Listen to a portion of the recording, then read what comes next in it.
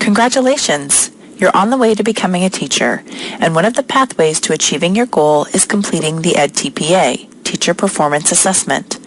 edTPA is a student-centered, multiple-measure assessment of teaching, which includes lesson plans, videos of teaching, teaching artifacts such as handouts and slides, student work samples, and written explanations, rationales, and reflections. In addition to reading your content-specific handbook, rubric-level progressions, and the Making Good Choices Guide, we've put together some tips to help guide you through the process. Tip number 1, communicate with your cooperating teacher as early as possible. They will be a valuable resource to help you understand the context for learning within the classroom. Your cooperating teacher will be able to share the students' strengths and needs to help guide your decisions in planning what lessons to teach, how to differentiate instruction based on their needs, create appropriate assessments, and ways to increase student voice and interaction during instruction. Tip number 2, find the right time in the school year to begin the process. It is highly recommended that you plan ahead and begin edTPA preparation prior to your internship semester. Read the entire handbook and all supporting documents for your content area, including the key decisions charts, summary and evidence charts, and rubrics, so you are confident in the tasks you will complete. Make sure you know your students well before you begin the planning task and teaching your lessons. Your familiarity with the students' context and where they are in the curriculum will inform your instruction and provide ample material for your written commentaries later in the process. Tip number 3, read the Making Good Choices Guide. This support guide will act as a reference for you as you develop artifacts and commentaries for your edTPA assessment. It is not a substitute for the handbook, but will help you understand the language of the tasks, think about how to plan, instruct, assess, and reflect on student learning. This is where you will find the key decisions charts that will be very helpful. The Making Good Choices Guide is a very useful document. Tip number 4, plan, plan, plan. Time management is critical to the successful completion of edTPA. Begin preparing and planning as soon as possible. Do not procrastinate. The edTPA requires 3 to 5 lessons from a subject-specific learning segment. You can create your own or adapt lessons already created to meet your students' needs. Be sure to align the lessons to standards and that you know the central focus, learning targets, and academic language that will make your instruction accessible for all students. Academic language is a critical component in each of the 3 tasks you will complete: planning, instruction, and assessment. These areas will help you assess student learning and allow you to clearly explain evidence of learning in your written commentary. Tip number 5, quantify and qualify. Include a mix of quantified and qualified evidence in your commentaries. Showing both types of evidence will create a full understanding of your students' learning. For example, when teaching a unit on fractions, know the number of English language learners in your class and be able to articulate how you modified instruction based on this knowledge of your students. Then present assessment data. Maybe 21 out of 25 of your students were able to reduce fractions.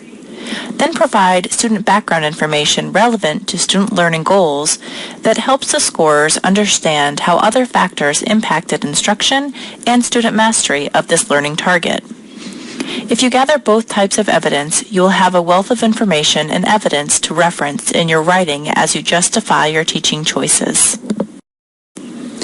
Tip number 6, read the commentary prompts and rubrics before videotaping. Knowing what the prompts expect will help you plan lessons that address commentary topics and generate evidences to support your written commentary. For example, think of ways to show how you establish a positive learning environment, how you consider the needs and backgrounds of your students, and how you engage students in using the language functions of your lessons. These are often invisible teaching practices that you will need to make visible to the scorers. Be intentional about how you establish these teaching practices. Then, when you are ready to write, you will already have concrete evidence and won't have to hunt for it in your lesson and video. Tip number 7, obtain videotaping permission before you begin. Ask your instructor and cooperating teacher the best way to obtain permission for videotaping. The earlier you send permission forms out, the more time you will have to contact families who have not turned them in. Also, prepare a Plan B for students you do not have permission to record. Tip number 8. Videotape more than you think you will need. Things are going to go wrong during a recording, and some lessons will be more successful than others. So the more you record, the better. It is helpful to practice videotaping prior to beginning the edTPA process so that you and your students can become comfortable with the distraction. You are also encouraged to videotape all lessons in your teaching segment to ensure that you have plenty of options as you choose your 15-minute segment to submit. Tip number 9. Plan seating arrangements and camera placement before videotaping. In order to accommodate various student needs and also those who have not turned in their permission forms to be recorded, you will need to be intentional about the seating arrangement in your classroom. You will want to check for visibility, proximity, and audio quality, and rearrange as needed if any of these qualities are an issue. Keep in mind, students that you do not have permission to record should not be visible or heard on the video. It may be helpful to map out several seating and camera placement options to try before you are ready to record your lessons. Tip number 10. Focus on student interactions during videotaping. By focusing on student voices rather than your own, you allow the scorers to really see what your students know and can do.